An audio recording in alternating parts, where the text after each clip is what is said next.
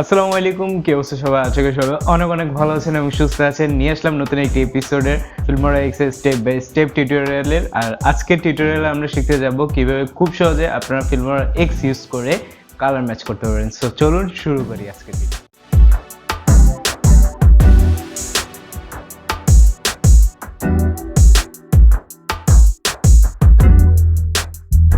So first of all এখানে কিন্তু দুটো ক্লিপ আছে এবং এখন আমরা দুটো ক্লিপই সিলেক্ট করব।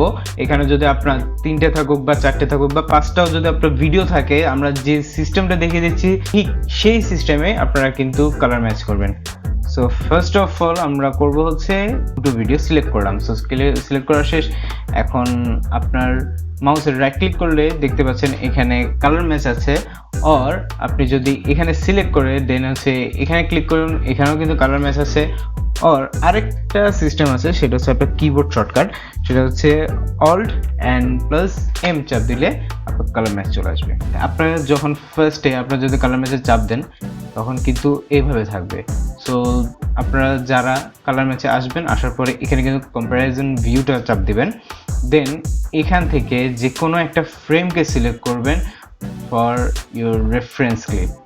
সো এখন এই কালারটা এরকম অ্যান্ড এটার কালার আরেক রকম।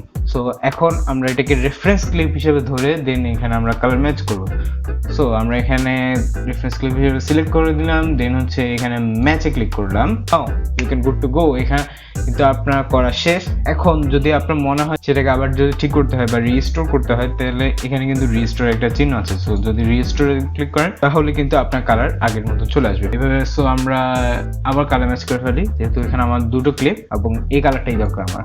ওকে, সো আমরা এখানে ওকে ক্লিক করে দিলে নাও আপনাদেরকে ভিডিওটা দেখিয়ে দিই। ভিডিওটা দেখতেই পাচ্ছেন কালার পুরো চেঞ্জ হয়ে গেছে।